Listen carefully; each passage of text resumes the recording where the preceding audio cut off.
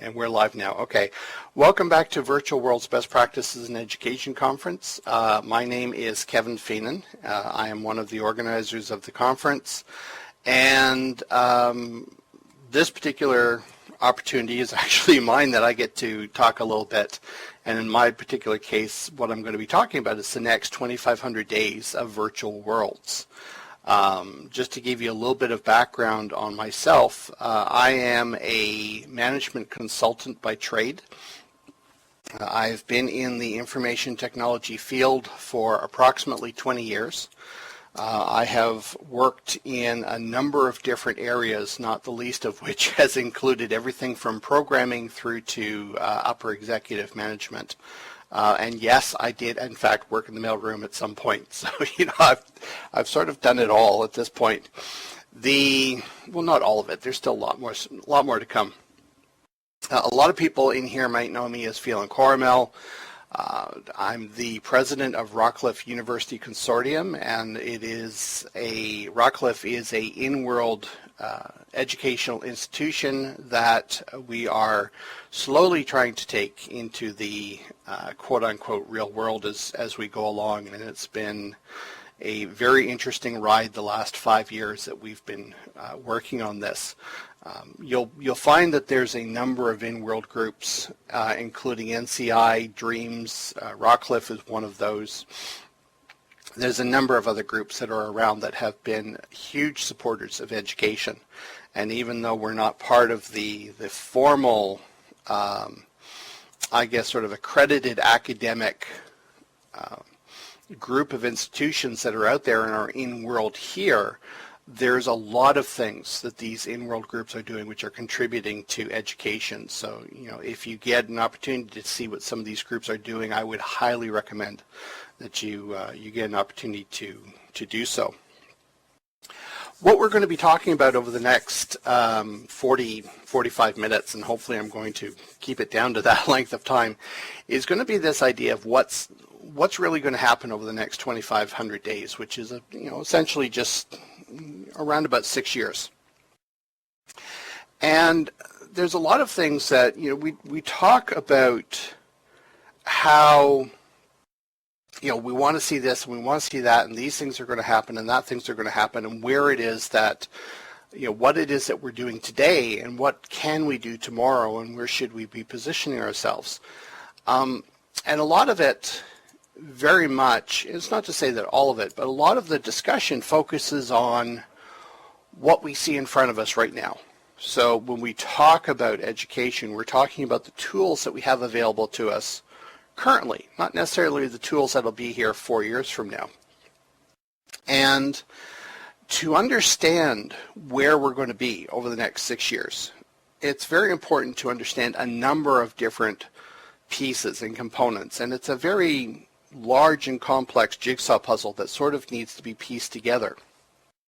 The interesting thing from a strategic standpoint is to look and see how some of the chess pieces are being maneuvered on the board. And one of the core aspects to understanding this is something called the technology adoption lifecycle. And this is the standard lifecycle on which almost all technology tends to follow.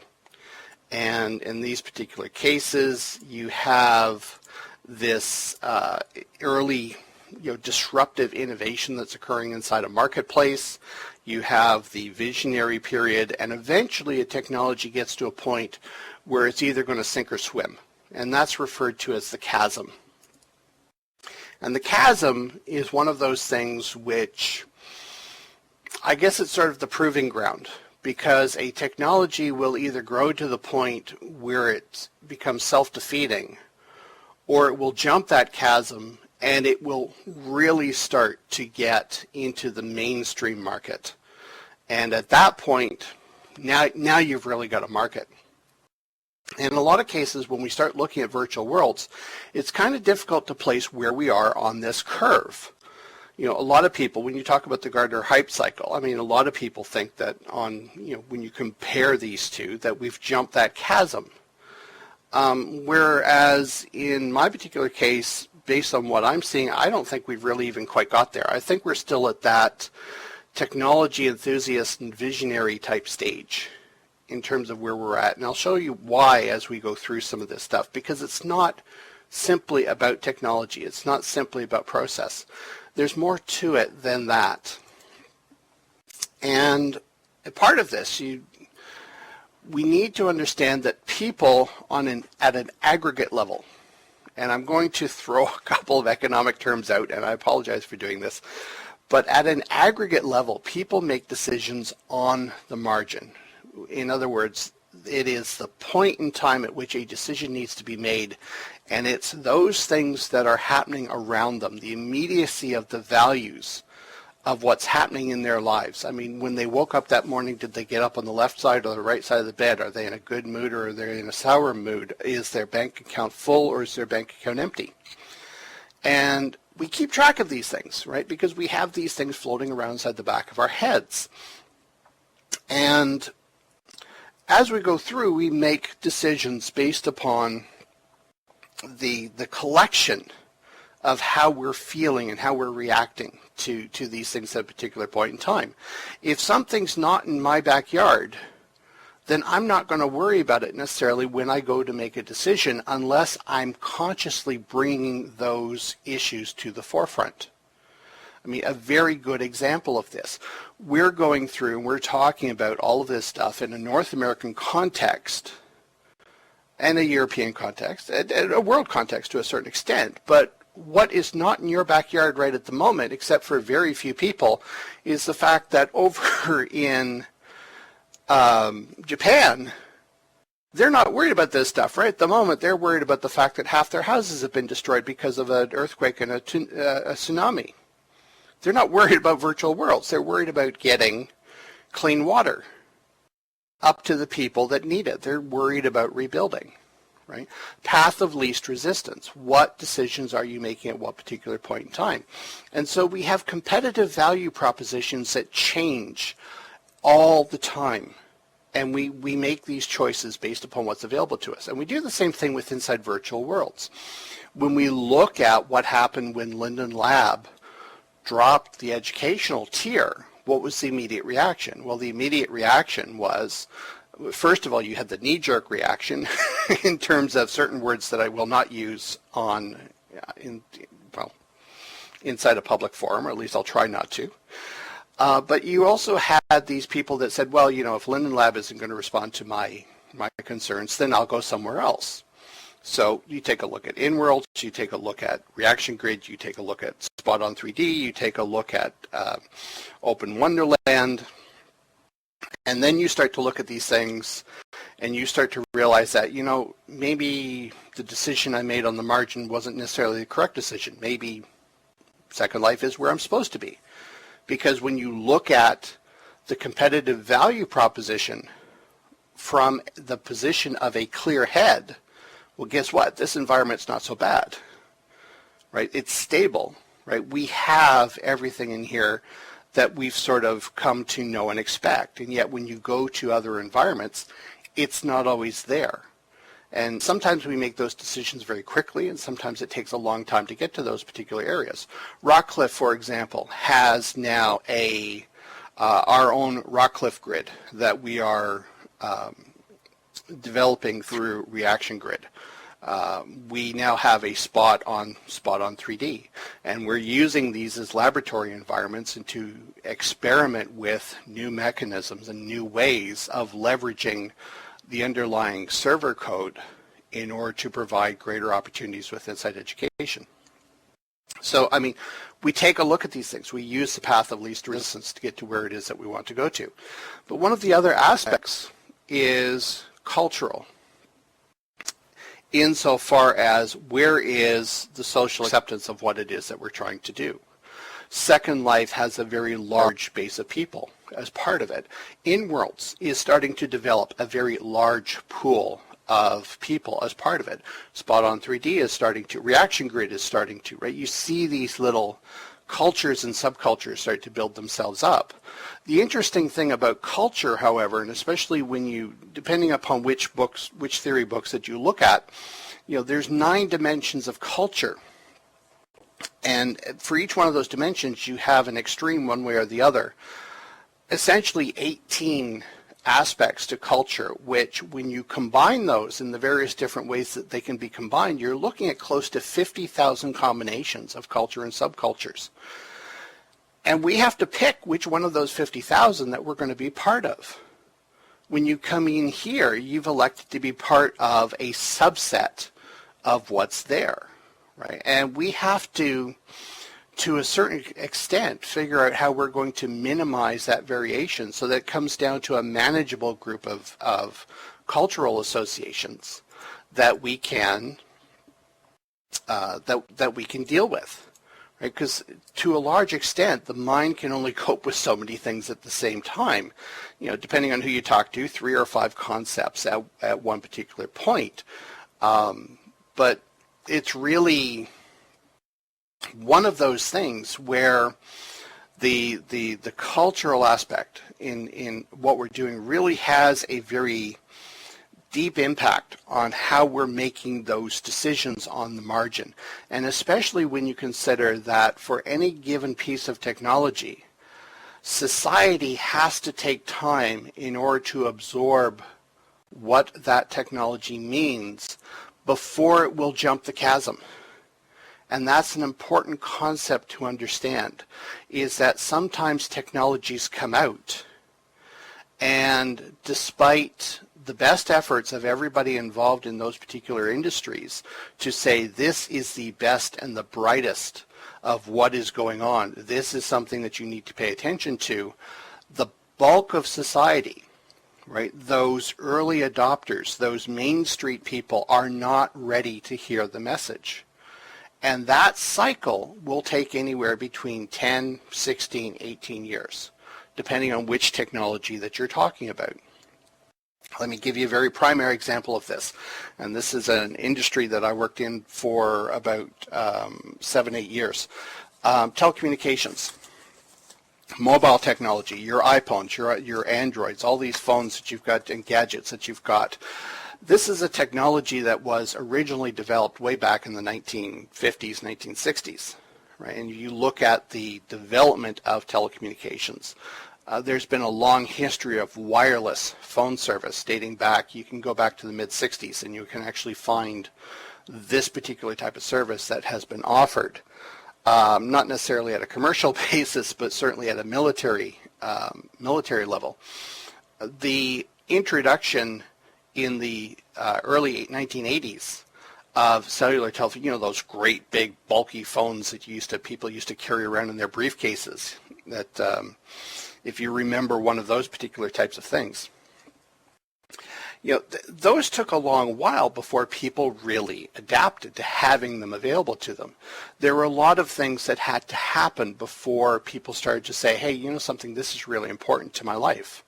And for each one of the technical innovations that came out, there was a period of time that had to sort of be overcome before you built up a critical mass of people that had decided that that technology represented the path of least resistance, that the decision to be made on the margin was something that was automatic, that it was something that was in their backyard and therefore was something that they were willing to consider. And that's a very important concept, because it's one of the things that is both moving us forward and keeping us back in terms of where we're going and where we're headed. So when we look at value propositions, we have to look at a number of different things. We have to look at what the market is for, what the customer experience needs to be, whether or not there is a product or service being offered that meets that experience. You know, are there real benefits that are going to solve those in my backyard problems? Are there any alternatives, and do we have proof? And that is the core of a value proposition statement. Now, when we look at virtual worlds, the market, the value for the market, can we show that the market is there? I think we can, and I'll get to that a little bit later. The customer experience, however, is something that really bugs me whenever we start talking about virtual worlds, and especially some of the stuff that's coming, and I apologize, I'm going to pick on the lab on this one. Some of the stuff that's coming out of the lab. Because here's the thing. What we're dealing with inside Second Life, everybody's saying, or a lot of people are saying that, oh my God, this is too complicated. We have to make the first hour user experience easier. We have to make it faster. We have to make it better. We have to dumb it down. And to me, I don't really see that as necessarily being the case. I mean, and here's a really good case in point. A 50 megabyte download to install Second Life that takes all of about 3 minutes across a high-speed connection, which you have to have if you're going to run Second Life to begin with. Right? If it's taking an hour to download the thing, you don't belong on Second Life, right? And we all know that. So a 50 megabyte download is nothing across a high-speed bandwidth link through your cable provider or however you're getting your internet service. If you compare that to what we're experiencing compared to World of Warcraft, well, guess what? When you go into World of Warcraft, you're looking at a 4 gigabyte download. And there are people that sit through that, and they don't mind. And there's 30 million people that sit through that. There's 40 million people that sit through that because they want cataclysm. They want the latest, they want the greatest, they want to be able to go in, and they want to see what's going on. They want to be able to see what Blizzard has brought to the table. In order to do that, there's a price to be paid.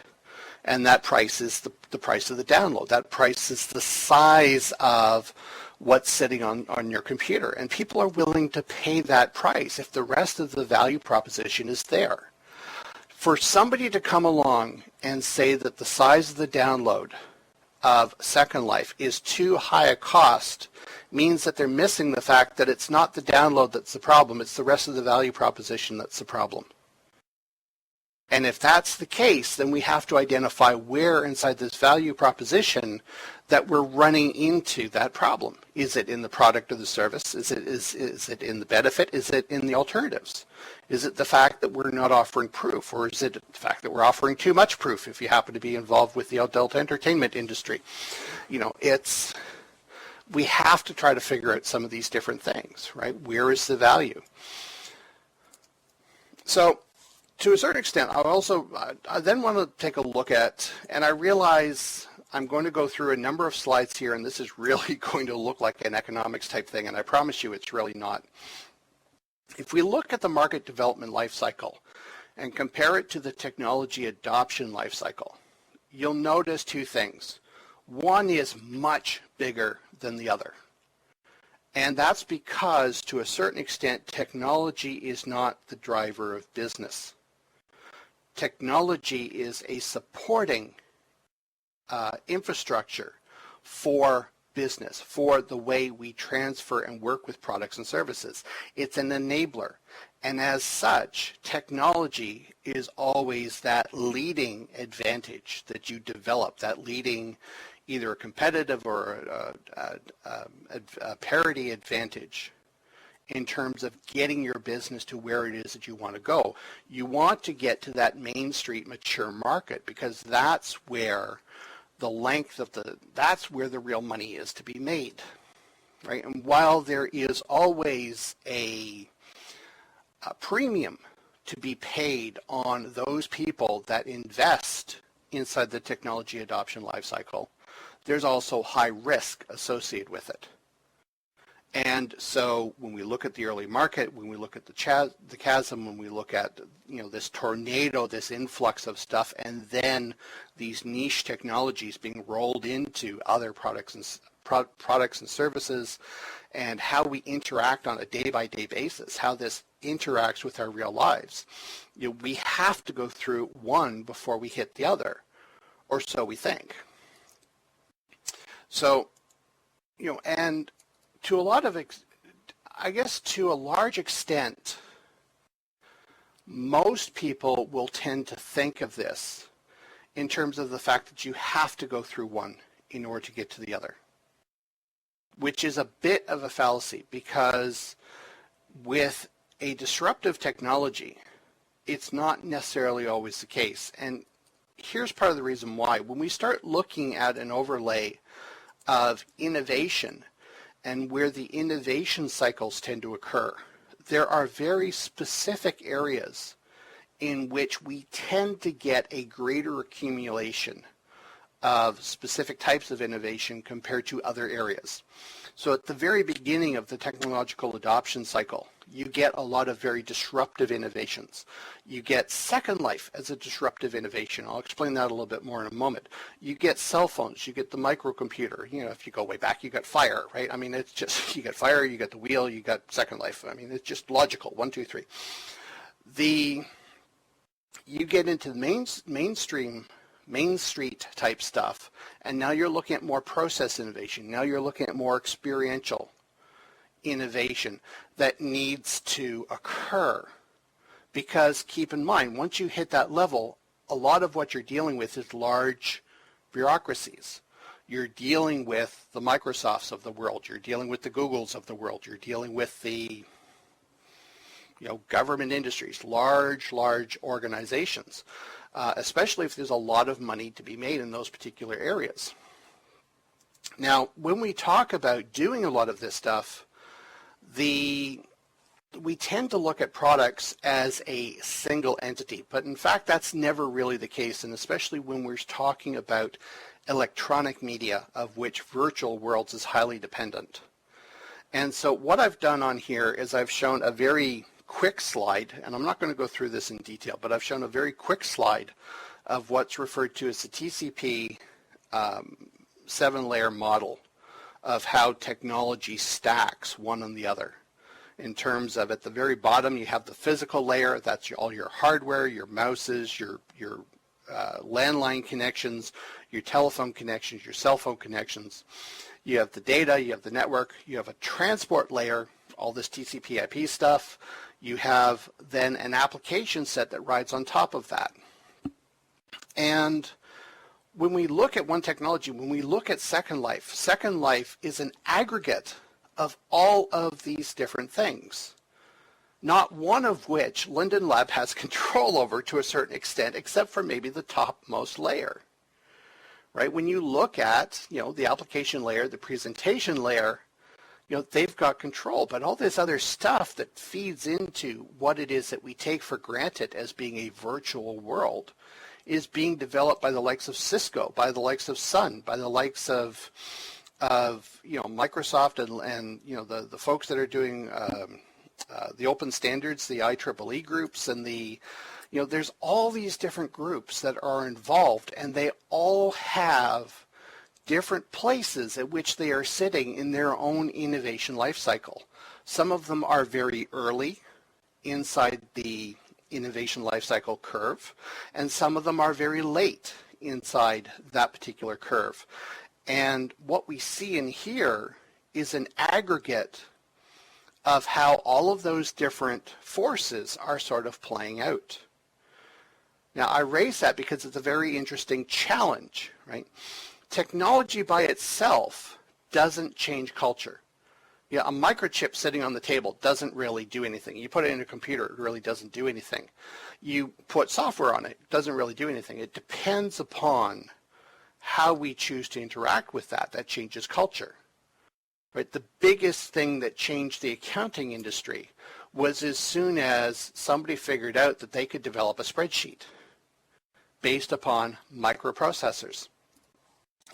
That was huge. That was a game changer, right? It wasn't, it was, technology was the enabler, right? But the culture change was as a result of how our cultures decided to adopt it. Because now all of a sudden we had a problem that was in our own backyard that this technology would help solve. That's important. That's critical. Because without that happening, we do not have innovation, we do not have change, we do not have growth. So technology is at best a temporary competitive advantage for any company that chooses to get involved with that space.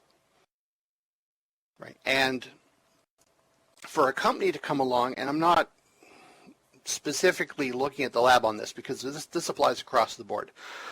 For a technology to be considered to be the competitive advantage, you have to be so low inside this 7-layer model as to really have something that is not just a game changer, but ubiquitous across everything that goes above it.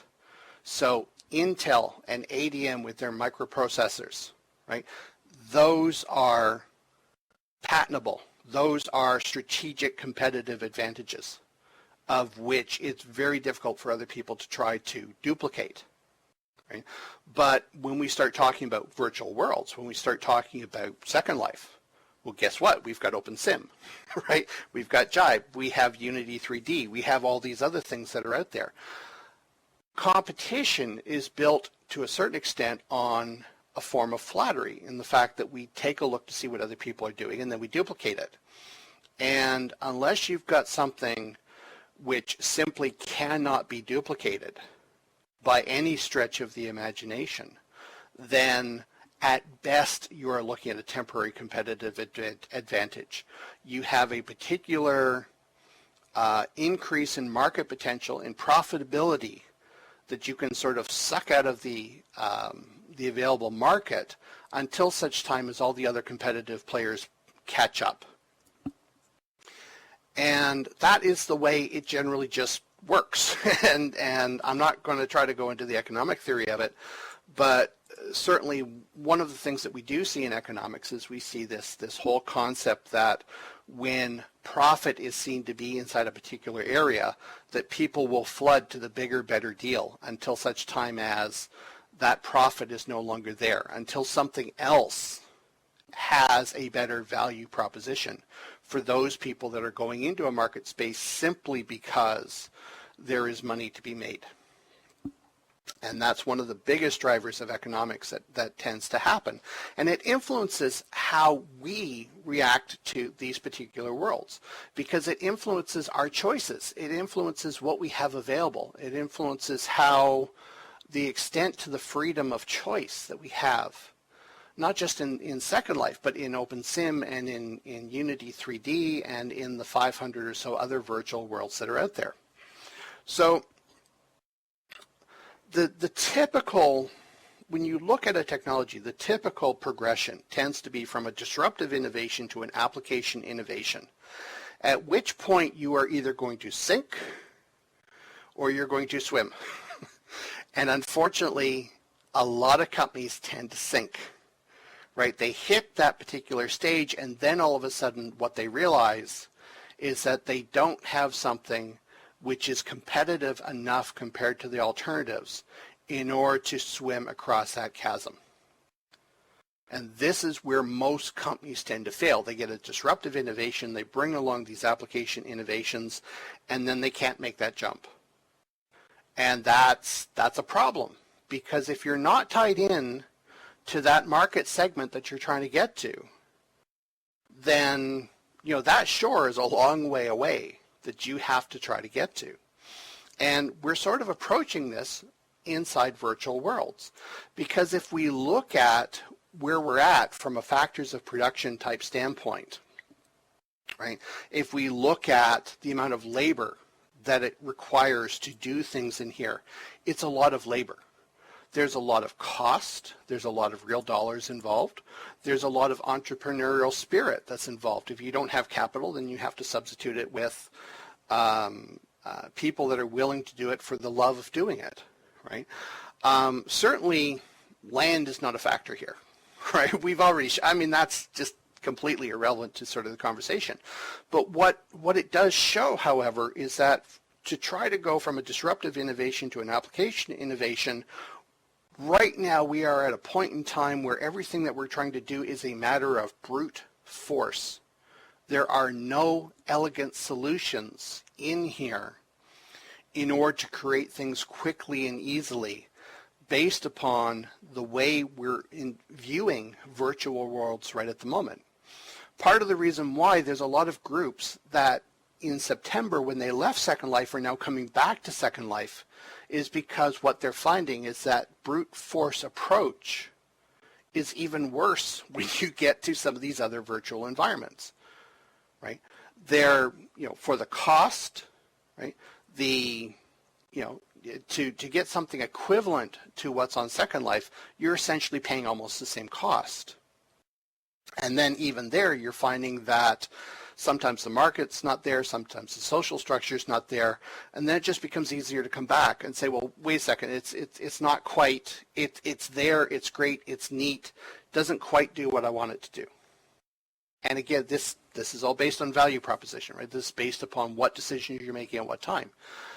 Unless you've got a real reason for leveraging certain things in those environments, such as what we're looking at. I mean, we're looking at Spot on 3D and we're looking at Reaction Grid specifically because they both offer very separate and distinct technological advantages compared to what we get in Second Life. And for Rockcliffe, we're not moving to those two platforms. And we're not moving to those platforms, in like as a substitute for Second Life. We're using those as a complement to Second Life.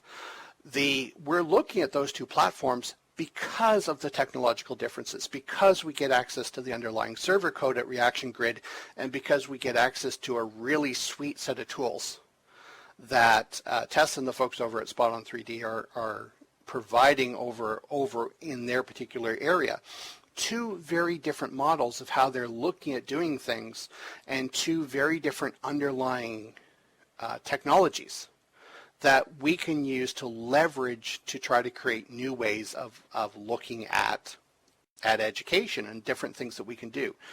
We're not looking to do that jump in order to just simply to change platforms. If we did, that would be silly.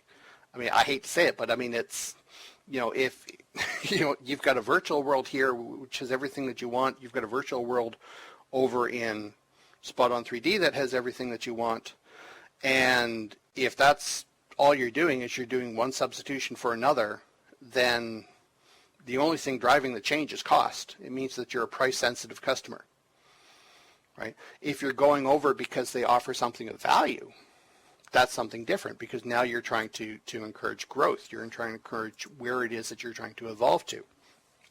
So I've talked about a lot of this because I wanted to get to this slide here, which is why I have been saying for the last 4 or 5 years that virtual worlds are a game changer.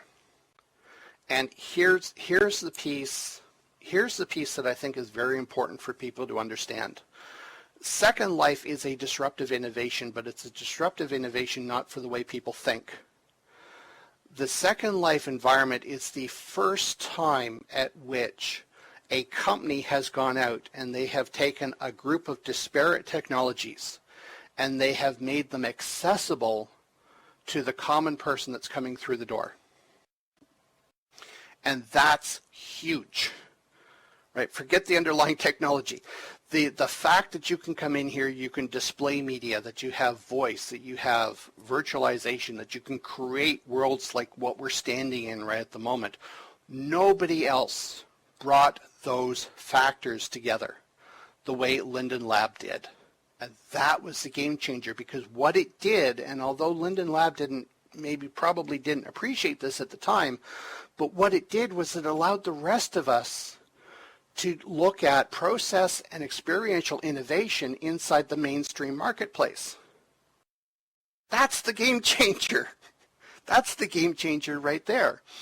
And when we look at the demand conditions, when we look at what education's doing, what business is doing, what the NGOs are doing, what healthcare is doing, right?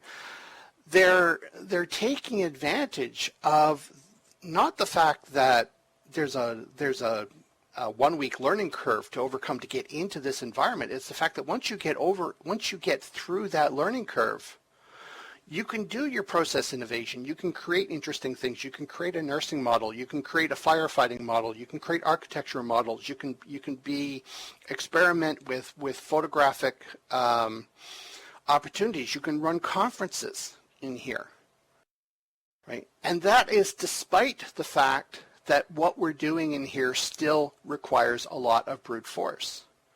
The demand is out there, and the demand is out there because right now there is a crying need for technologies like this to help assist with process and experiential innovation in the marketplace.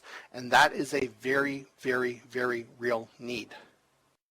And all of a sudden we got something that, while it's a brute force approach, is still accessible. And that's why when you take a look at something like Open Wonderland and you say, awesome. I was in there for the first time a couple of weeks ago. And drag and drop, from your desktop, drag and drop pictures, and you drag and drop PowerPoint presentations and PDFs. It's like, wow, that is so cool. Why can't we have it in here?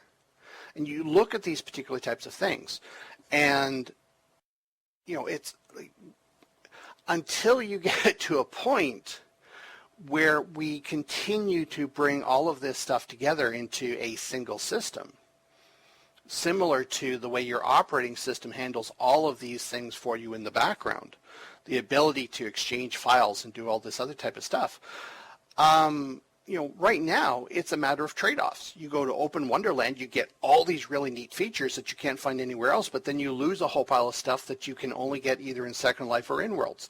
You go to InWorlds and you get this really neat, walled garden that is, recreation of the heyday of Second Life, aka 2007. The social network is starting to develop there. They've got good market dynamics, but then you start losing some of the pieces from Second Life that we've come to know and expect.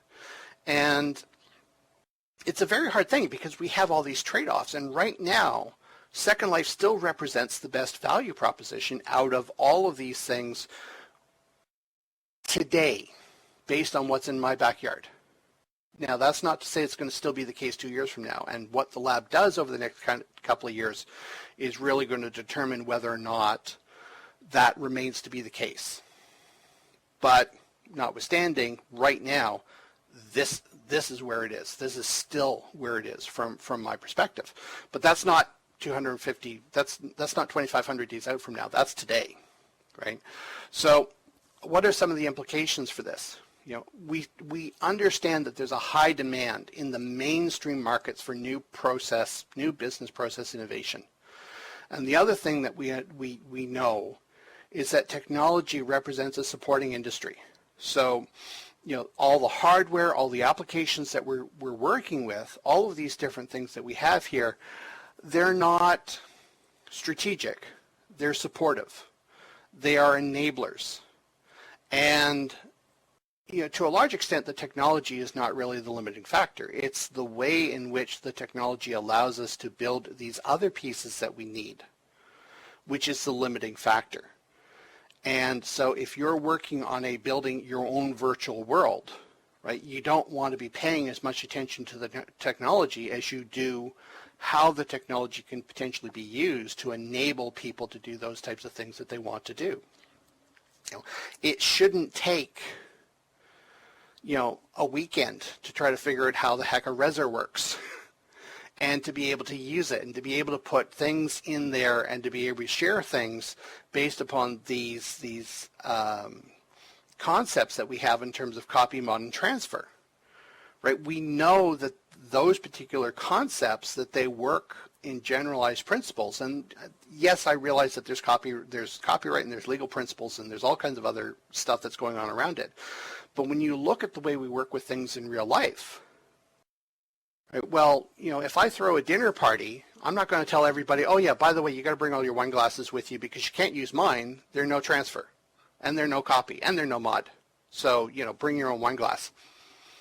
Yeah, how many people are going to show up, right? I mean, it's not, there are things that we still have to work out. And it's going to be really, really interesting to see how some of the experiments in these areas are going to play themselves out.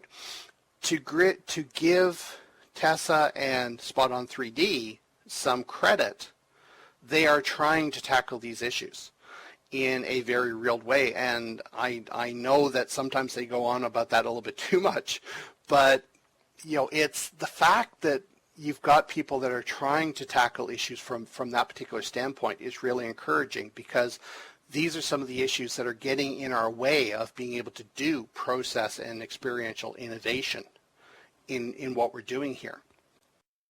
And whether it occurs in here or in Reaction Grid or in Worlds or OS Grid or wherever, it needs to occur somewhere. And eventually we got to bring this stuff back all together. So what are we looking at in terms of some of the current trends and applications over the next 6 years? And none of this stuff is probably really surprising. However, there may be a couple of things in here that I'm going to throw into the mix that might give you a little bit pause to consider where we're at and where we're going to be 6 years from now. There are essentially 3 different types of primary technologies that we're working with right at the moment, and I'm going to very generally classify them as PCs, or stable desktop environments, mobile, which includes tablets, and then the cloud, the Google type stuff that goes on with distributed applications. Right? The PC market is a very well-established market, and if we look at this from a technological development standpoint, it's well into the mainstream curve. And in fact, it could be considered that it's actually not quite on its way out, but it's headed that direction. It's headed towards that end of the curve. So what we're finding is that for any of those particular types of technologies, what tends to happen is they become a commodity. And the only way you make money in a commodity is high volumes and low profit margins. Right? That's the only way you make money inside a commodity area. So convergence and PCs as applications, as appliances, similar to fridges and telephones, has to continue to be the trend. There's no choice on this, because there is no place to a certain extent, for the PC to go as a standalone product without bringing in other niche innovations that are occurring in the marketplace today. So the idea that your PC might represent a centralized server in the house, it will enable you to have thin clients or thin desktops floated throughout the house, right? That you'll have a central processing unit similar to the way your cable modem sits inside your basement right at the moment. Eventually what has to happen is you're going to see, in order for these companies to make money at this stuff, they have to continue to pack value-added hardware into the technology. And as they do that, it means that it's going to have to do more, because if it doesn't, then it's going to suck all the profit margin out of those particular products. Right? And profit margin is very important, because if large corporations don't make profit, they're not going to put out product. So we're going to see a lot of increase in functionality, and we're going to start to see these devices do more. They're going to take more control over what's happening with your Xbox and your PST. And then rather than having, like what I've got here, is I've got this honking great big desktop that's sitting next to me. I'm going to probably have something, 6 years down the road from now, I'll probably have something which will be a single application server, which is I would put it someplace in the house, and then my desktop would simply be my mouse, my keyboard, my Wii, my EKG machine, my whatever else that we're working with, 3D navigators, and whatever 3D screens or holographic projectors I'm going to be working with at the time in terms of the display devices, right? Everything's going to become more compact, right? In the mobile area, right, what we're hearing and what we've heard over the last couple of days is this idea of that mobiles are going to help enable the extension of the avatar.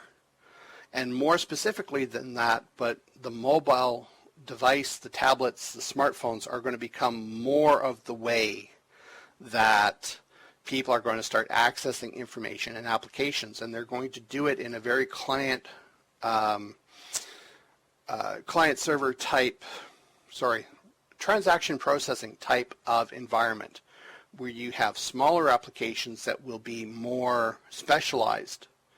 And specifically, they will enable 2 different things. One, they will enable services on a location-based environment. So if you go traveling in Spain, right, this whole Google thing that you've seen of late, right? You go traveling in Spain, you're having trouble communicating with somebody, you get them to talk into your phone, it translates it into English for you in real time. those types of things, right? And being very, location specific. That what we're going to see is we're going to see more of this. But more to the point is that right now, mobile is what has hit its stride from a cultural standpoint. And for any other technology to come in and try to supplant mobile right now is wishful thinking. Because right now, the big money is on mobile. The big money is on wireless. And that needs to burn itself out before we are going to get large influxes of money coming into things like virtual worlds. Right? And it's not because we don't want the money to come in here. It's just because when you are dealing with big money tends to follow big trends. And the big trend right now is mobile. Right? That mobile curve is going to go anywhere 10 to 18 years. Right? And if you consider that smartphones only really came out about the same time that virtual worlds came out, essentially what we've had is we've had a competition process to say what is more important, virtual worlds or mobile applications. And the masses, the main street has gone to mobile. So until that burns itself out, we're not going to get them to come back in large numbers to take a look at this environment, no matter how much we would love and dearly love to encourage everybody to have an avatar. Right? Eventually, these things will have to merge, but we have to wait for that mobile market to sort of burn itself out and to reach a point where they've hit the limit of innovation that's occurring in the main street type section of the life cycle curve before a lot of stuff that we're doing here is going to start to dovetail into what's happening. SL on a mobile phone absolutely will be coming. Right? It has to. Right? Not necessarily on a very small mobile phone, but certainly on a tablet or whatever is going to pass for a tablet 5, 6 years from now. Keep in mind that as we're talking about this stuff, we are also looking at Moore's Law. And Moore's Law basically states that every 18 months, right, that either the cost is going to reduce by half or the processing power will increase by 2 times as much. Over any given 5-year span of history, going back through to the early 1950s, right, the power that you have had available to you has at least doubled or the cost has come down, right? And there's no way about it. I mean, all these people that came into Second Life, and when Second Life dropped the cost out of the tier, all these landholders were saying, oh my God, I've got real estate here. No, you don't have real estate, you got a web server. I'm sorry, right? What did you think was going to happen? Right? Over any given 5-year period of time, the cost has to reduce. Right? And then we have this idea of the cloud. We have this idea of the cloud in terms of more business-to-business and business intelligence solutions that are going to support mobile and PC-based applications. Right? The cloud, as much as we're talking about distributed applications that you will access, you'll be able to access Word through your mobile, through the cloud. The bottom line really is that that's really not where a lot of the money is. Well, some of that stuff may happen already and may continue to happen. The real core of what's going to happen in the cloud is going to be this idea of data mining, meta tagging, and data aggregation. And those are really business and business intelligence type solutions that we are probably going to see more and more of in how they support mobile in terms of how they support PC. So I just realized that I'm getting my own little symbol here, so thank God I'm on my last slide, where I sort of want you to think about all of this stuff in terms of the fact that virtual world over the next 6 years is really in both a good position and a bad position. We are still in an R&D state, so long as we are still doing things through force. We do not have a applications for virtual worlds that will necessarily capture a broad market populations